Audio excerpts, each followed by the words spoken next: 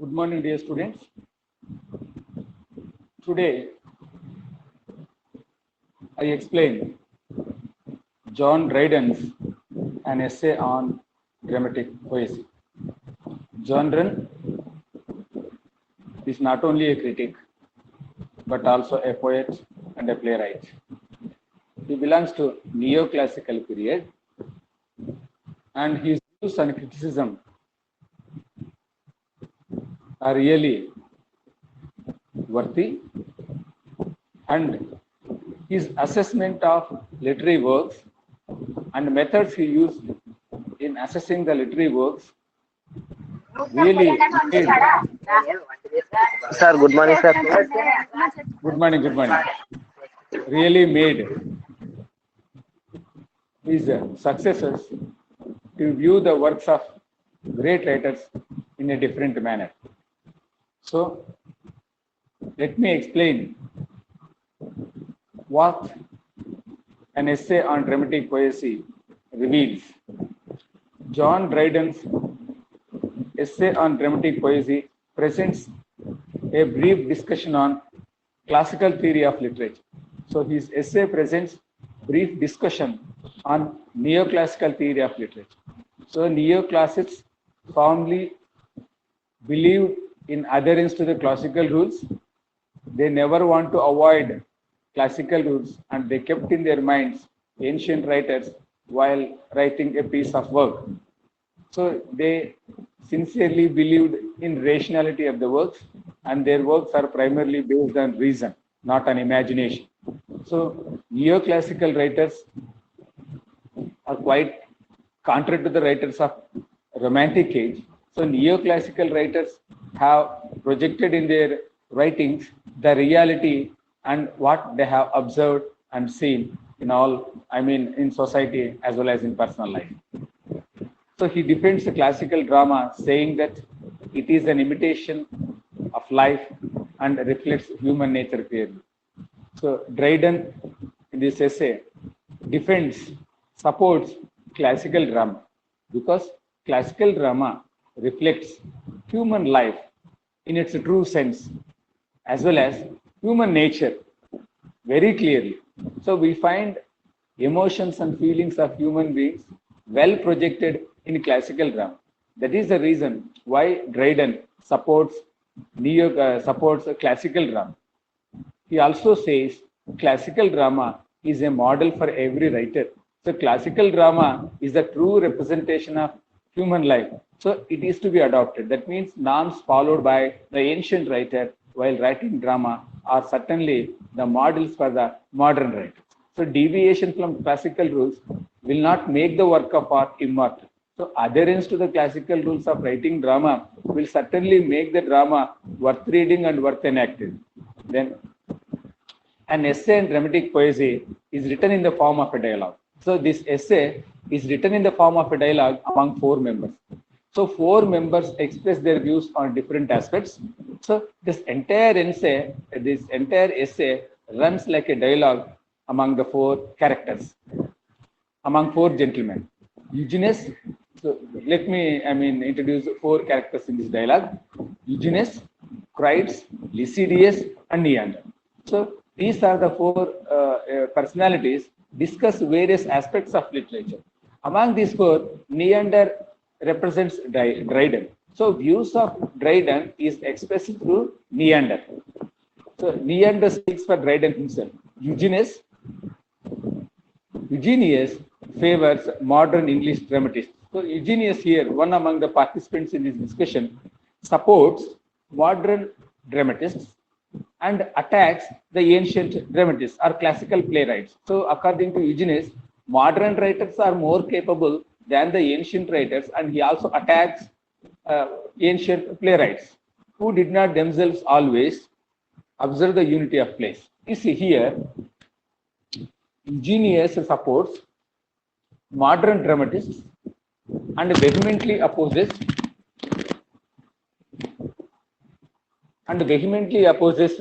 ancient writers because he feels that ancient writers did not follow unity of place. Keeping in view violation of unity of place, Eugenius supports the modern writers. According to him, modern writers strictly follow the unity of place. In case of ancient writers or classical writers, they evaded or they avoided the unity of place. In this aspect, Eugenius supports the modern dramatists or playwrights.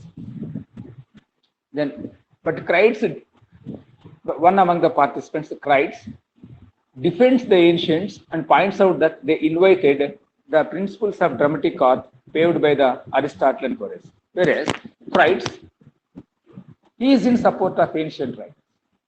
He supports ancient writers in a way that ancient writers followed the norms or doctrines established by Aristotle and Horace. So these are the Horace and Aristotle are the models who have given certain norms, certain principles to write dramas.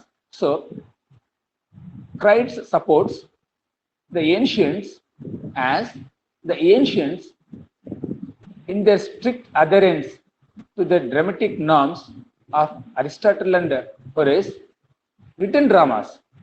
Then Crites opposes rhyme in plays. So here Crites one more important aspect that he opposes rhyme in the plays. Rhyme should not become the part of the play, according to Crites, and argues that though the moderns excel in sciences, the ancient age was the true age of poetry. So here Crites also brings out, appreciates rationality, you may call it, advancement of science in modern dramatics. But ancient poetry is the true representative poetry of human beings, and it is true also. So true poetry comes from ancient writers rather than from the scientific, from the modern writers.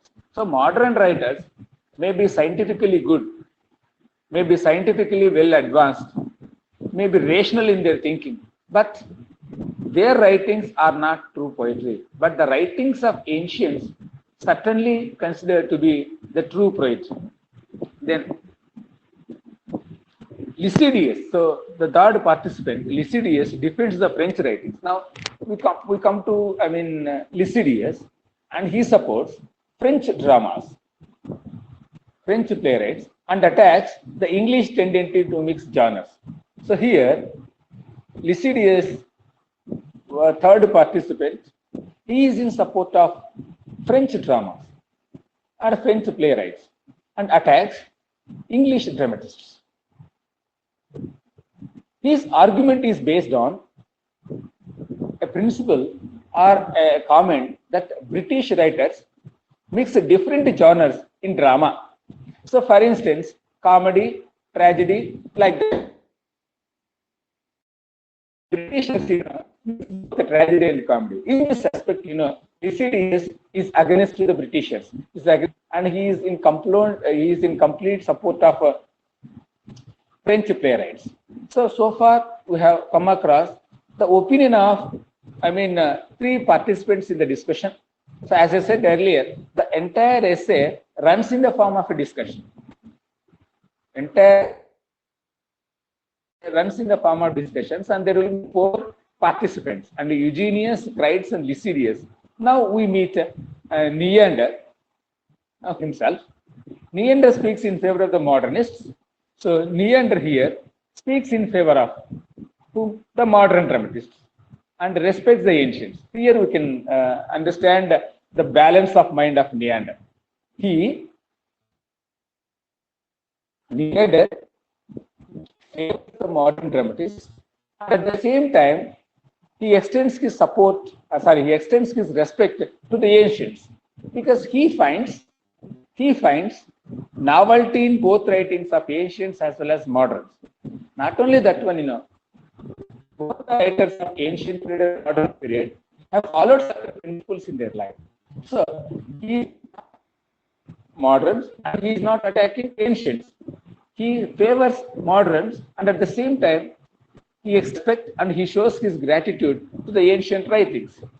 He is, however, rigid rules of dramas and favors rhyme.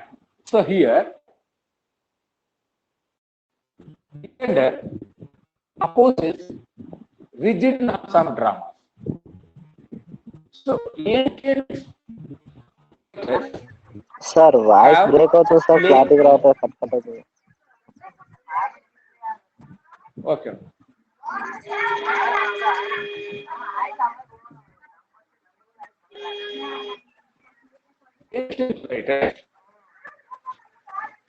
Ancient writers have laid down principles which are very easy to follow and are accepted very easily.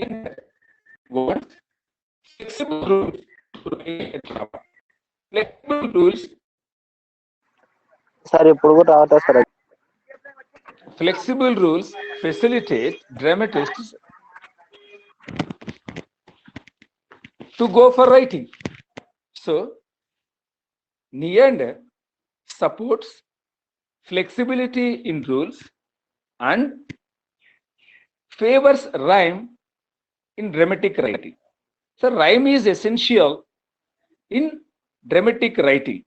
So, he supports flexibility of nouns and he favors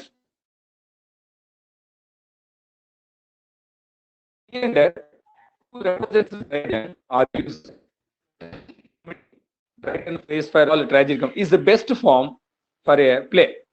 So here Neander supports tragedy comedy, elements of both tragedy and comedy. Elements of tragedy and comedy where in drama both elements are required. What kind of elements are required? So Dryden favors tragic comedy. Dryden supports tragic comedy because it is a mixture of both sorrows and joys. Because life is the combination of both sorrows and joys. So he is in support of tragic comedy. Then, yes, because tragic comedy is closer to life, in which emotions are heightened by mirth and sadness. You know, human emotions rise to the highest level when they are blended with mirth and sadness. So man's emotions become high when he feels extremely happy or when he feels extremely sad. So his emotions touch to the highest level. So the true emotions of human beings can be found both in mirth and sorrow. That emotions can be well projected where in a tragic comedy. That is the reason why Neander supports tragic comedy. Then he also finds subplots as an integral plot to enrich play. So he supports subplots. For instance, in King Lear, we find a main plot and subplot. That's why Dryden is in support of subplots also. So every good play should contain main plots and subplot to enrich the play. So plot within the plot is necessary to enrich the play. I mean, to make the play popular, to make play enjoy its popularity for a longer period, what is the basic requirement is plot and subplot. So he supports modern writers, he supports rhyme, and he supports a combination of both the tragic and comic elements in one play, that is known as tragic comedy, because tragic comedy is a true representation of life. At the same time, he supports double plots, that means main plot and subplot in the play. So main plot is required and subplot is also required. Both these plots enrich the quality of the dramatic work. That's what Neander, who represents Dryden, expresses. He finds single action in French dramas to be rather inadequate since it is so often has a narrowing and cramping effect. So in French dramas, what we find, we find only rather inadequate action in. He finds single action in French dramas to be rather inadequate since it is often has a narrowing and cramping effect. So in French dramas, we find only one plot and it doesn't have impact on the drama. So Neander gives his hand to the violation of freedom because it leads to the variety in English plays. Dryden argues against the neoclassical critics. So here Dryden also argues against neoclassical rules. So he also in support of violation of three unities of play. Since nobody speaks in rhyme in real life, since nobody speaks in real life with rhyme, what we need is rhyming is essential in dramatic art. He supports the use of blank words as anomers, for example. Since nobody speaks in rhyme in real life, so nobody uses rhyme in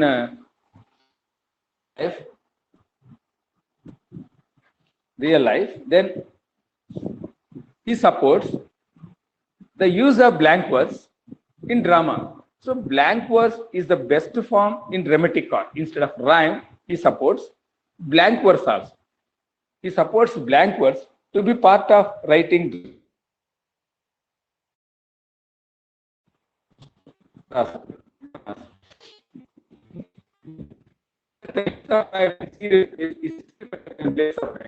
So he also supports in serious ways than in comic ways.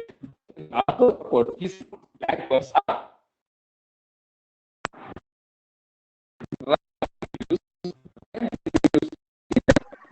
Sir voice మళ్ళీ పోయింది sir మీది.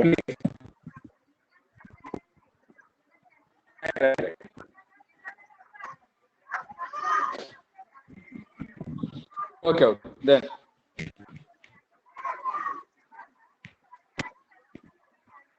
So now, although it is clear,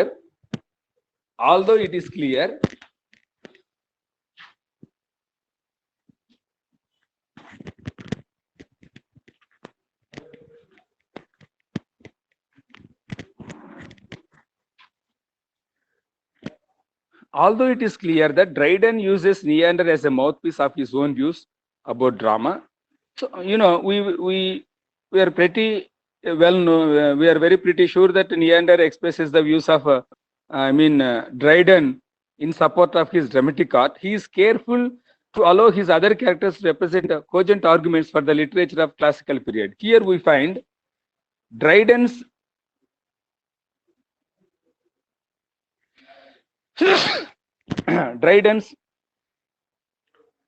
Dryden is giving freedom to the rest of the characters in this participation to express their views for the period of neoclassical age. So, of France and Renaissance England. So here, the views of Eugenius, Crites, and Lycidius, and Neander himself show, neoclassical practice of dramatic art, particularly in Renaissance England as well as in France. More significantly, although he was a practitioner of the modern form of writing plays himself, Dryden does not insist that the dramas of the past are to be faulted by simply because they did not adhere to the methods of composition that his own age venerated. So he is not critical of the ancient dramas, but still he respects the ancient dramatists and also favors the modern dramatists. So what is more important is he wants to take good from the ancient writers. At the same time, he would like to support the mixture of both tragic and comic elements, because a tragic comedy, acts as a true representative of, human life. Then, yes. So in this way, yes, form of it. Dryden does not insist that the dramatists of the past are to be faulted because they did not adhere to the methods of composition that his own age venerated. For example, he does not adopt the views of the more strident rules critics whose insistence on slavish adherence to the rules derived from Aristotle had led to narrow down definition for the greatness among the playwrights. So even he wants flexible rules to write dramas. So whereas in the past or in the classical writers, we understand that the rules are very rigid, and it doesn't provide an opportunity for the modern writer to write according to his wish and will and without following the classical norms. But there should be a flexibility for the modern writer to adopt rules, not very strictly, but he has to follow, but he has his own liberty to write the plays. So here, Dryden wants flexibility of rules to compose, what can I say, a drama. So he pleads for a commonsensical application of these prescriptions, appealing to a higher standard of judgment. The discriminating sensibility of the reader or a playgoer who can recognize greatness even when the rules are not followed. So what is more important is a reader audience must understand what is presented before him or what is enacted before him.